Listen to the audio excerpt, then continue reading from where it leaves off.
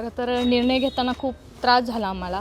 अक्षरशः डोळ्यामध्ये दोघांच्याही पाणी होतं, पण घ्यावं लागलं. नक्कीच ज्यांनी डोळ्यात पाणी आणलं त्याचं उत्तर याला या महानगरपालिकेच्या निवडणुकीत त्याला मिळणार. नक्कीच जनता देईल. जनता उत्तर देईल.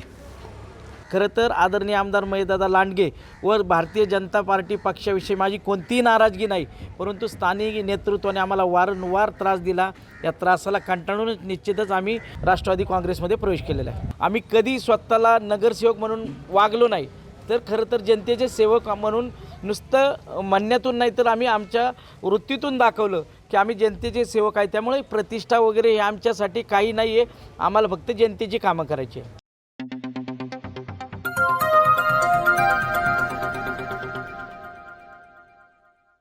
नमस्कार, नव महाराष्ट्र नेटवर्कमध्ये सर्वप्रथम आपलं स्वागत आहे. खरं तर आज आम्ही भोसरी विधानसभेत आहे. भोसरी विधानसभेतील प्रभाग क्रमांक 2मध्ये उभा आहे.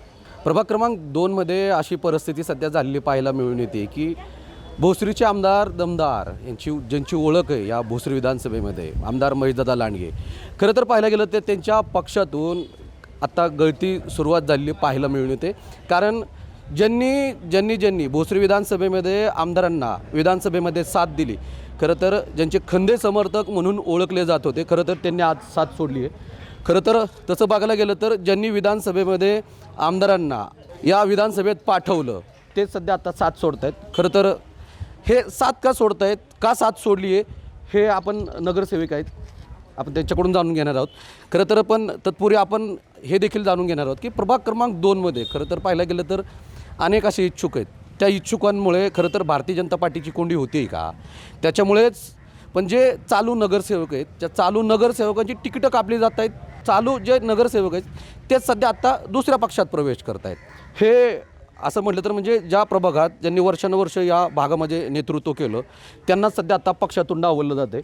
तात्या, काय परिस्थिती सध्या भारतीय जनता पार्टीतून, म्हणजे तुम्ही आत्ता डायरेक्ट राष्ट्रवादीमध्ये पक्षप्रवेश केला आहे, का पक्षप्रवेश केला बरं? खरं तर 2017च्या निवडणुकीमध्ये भारतीय जनता पार्टीच्या कमळ चिन्हावरती निवडून आल्यानंतर आजपर्यंत आम्ही एक जनतेची प्रामाणिक सेवा केली. परंतु हे करत असताना या प्रभागातील जे स्थानिक नेतृत्व होतं त्या नेतृत्वाने वारंवार आमची कामे थांबवण्याचा, अधिकाऱ्यांना त्यांच्या पदाच्या मोठ्या पदाच्या प्रेशरवर अधिकाऱ्यांना कामं थांबवण्यास लावून ज्या जनहिताची कामं होती, मी आमच्या घरची कामं करीत नव्हतो, जनहिताची कामं करीत होतो, परंतु त्यांनी वारंवार आमच्यावरती प्रेशर आणून अधिकाऱ्यांना हे करून कामं डावलली आमची.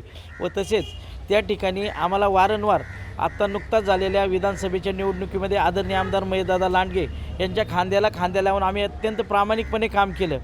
परंतु या ठिकाणी आमच्याविषयी सुद्धा त्या नेतृत्वाने स्थानिक अनेक वावडे उठवली की आम्ही दादांचं काम केलं नाही किंवा काय, अशा अनेक वावड्या उठवल्या परंतु आम्ही कोणाला टीकेने उत्तर देणार नाही. आम्ही मागील 8 वर्षापासून जनतेची जी कामं केली आणि त्या कामाच्याच जोरावरती आज आम्ही येणारी निवडणूक लढणार आहे.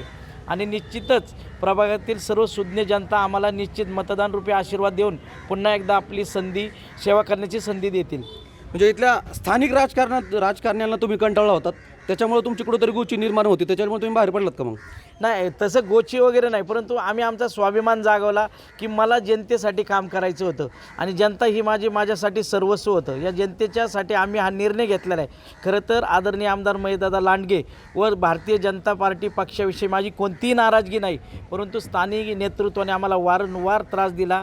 या त्रासाला कंटाळूनच निश्चितच आम्ही आज माझ्या सर्व कार्यकर्त्यांनी, घरातील माझे मार्गदर्शक, माझे मोठे बंधू हनुमंत भाऊ जाधव तसेच माझ्या टीमनी निर्णय घेतला की आज आपण अजितदादांबरोबर जाऊन प्रभागाचा एकदम वैभवशाली विकास करायचा. यामुळे आम्ही अजितदादांबरोबर राष्ट्रवादी काँग्रेसमध्ये प्रवेश केलेला आहे. स्थानिक, तुम्ही जसं म्हणताय स्थानिक नेतृत्वाने तुम्हाला विरोध केला, मग या स्थानिक नेतृत्वाला येणाऱ्या महानगरपालिकेच्या निवडणुकीमध्ये त्यांची जागा त्यांना दाखवून देणार का? मग ती जागा दाखवण्याचं काम खरं तर मी नाही करणार, जनता करेल. मी जर काम केलं, ज्यांनी काम केले त्यांना जनता स्वीकारणार आहे आणि ज्यांनी नुसत्या वावड्या उठवल्या, कामं थांबवली, ही जनतेच्या हातात निवडणूक गेलेली आहे. त्यामुळे जनता ठरवेल कोणाला निवडून द्यायचं, कोणाला यापुढे घरी बसवायचं. मी कोणाशी टीका टिप्पणी मला करायची नाही, परंतु मला प्रभागातील जनतेचा विकास करायचा, याच आम्ही ध्येय ठेवून आम्ही आज अजितदादांच्या राष्ट्रवादीमध्ये प्रवेश केलेला आहे. पण राहून असा प्रश्न पडतोय मला सुद्धा, चालू नगरसेवकांची तिकीटं गायब होत आहेत, मग दुसऱ्यांना संधी दिली जाते का बरं? नाही हे ह्या पक्षाचा निर्णय हा या पक्षाने काय ध्येयधोरणं राबवली असेल त्याच्याविषयी मी एकदम छोटा पक्षाचा कार्यकर्ता होतो. भारतीय जनता पार्टीचा पक्षश्रेष्ठी असेल, आदरणीय आमदार असेल, हे नेतृत्व करतात आणि नेतृत्व निर्णय घेण्याचे सर्वाधिकार त्यांना असतात. तेवढे निर्णय अधिकार घेण्यापर्यंत मी इतका मोठा नाही आहे. माझ्या मनात एकच आहे, मला माझ्या जनतेची प्रामाणिक सेवा करायची, बाकी कोणावर टीका टिप्पणी करायची नाही मला. खरं तर तसं बघायला गेलं तर म्हणजे दुसरा एक प्रश्न तुम्हाला घेतो मी. भाजपामध्ये अनेक असे इच्छुक आहेत, त्यांना सुद्धा अशाच पद्धतीने डावललं जातं का? मग नाही ते मी सांगू शकणार नाही, परंतु हा पक्ष तुम्ही चालू नगरसेवक होतात, मग तुम्हाला डावललं गेलं? नाही, डावललं गेल्याचं अजून हे नाही, परंतु आम्ही जे आजपर्यंत म्हणजे कालपर्यंत जी प्रभागात विकास कामं प्रशासकीय राजवटीमध्ये सुद्धा आम्ही एकदम मनापासून कामं केली, जनतेच्या एकदम लहान मुलापासून ज्येष्ठापर्यंत प्रत्येकाची प्रामाणिक कामं केली. त्यामुळे आम्हाला शेवटी आज हा निर्णयापर्यंत येण्याचं खूप मोठं दुःख होते, परंतु जनतेसाठी आम्हाला हा निर्णय घ्यावा लागलेला आहे. खरं तर माझ्यासोबत नगरसेविका आहेत अश्विनीताई जाधव. ताई, आज हाती घड्याळ बांधलं आहे. उपमुख्यमंत्री अजित पवार यांच्या उपस्थितीत तुम्ही आज पक्षप्रवेश केला आहे, कसं पाहता याकडे? खरं तर निर्णय घेताना खूप त्रास झाला आम्हाला. अक्षरशः डोळ्यामध्ये दोघांच्याही पाणी होतं, पण घ्यावा लागला. खरं तर तुम्ही निष्ठावंत होतात. खरं तर आज डोळ्यात पाणी येते पक्ष सोडत असताना. नक्कीच ज्यांनी डोळ्यात पाणी आणलं त्याचं उत्तर या महानगरपालिकेच्या निवडणुकीत त्याला मिळणार. नक्कीच जनता देईल. जनता उत्तर देईल.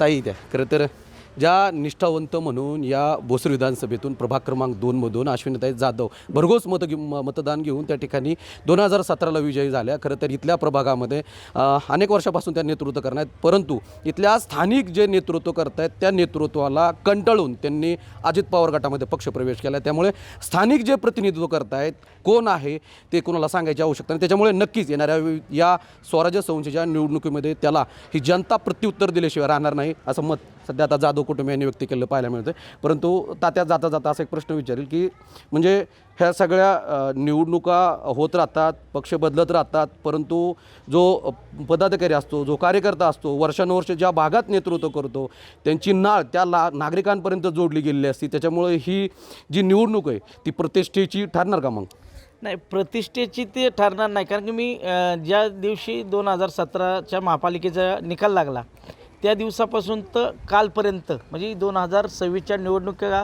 घोषित होतपर्यंत सकाळपासून सर्वसामान्य जनतेतच आहे.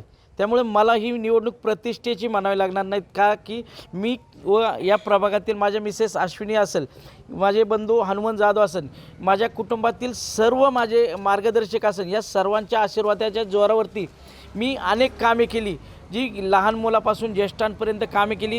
त्याच कामांच्या जोरावरती आम्ही निवडून येईल याची मला खात्री आहे. प्रतिष्ठा आम्ही कधी स्वतःला नगरसेवक म्हणून वागलो नाही, तर खरं तर जनतेचे सेवक म्हणून नुसतं म्हणण्यातून नाही तर आम्ही आमच्या वृत्तीतून दाखवलं की आम्ही जनतेचे सेवक आहे. त्यामुळे प्रतिष्ठा वगैरे हे आमच्यासाठी काही नाही आहे, आम्हाला फक्त जनतेची कामं करायची आहे. नक्कीच.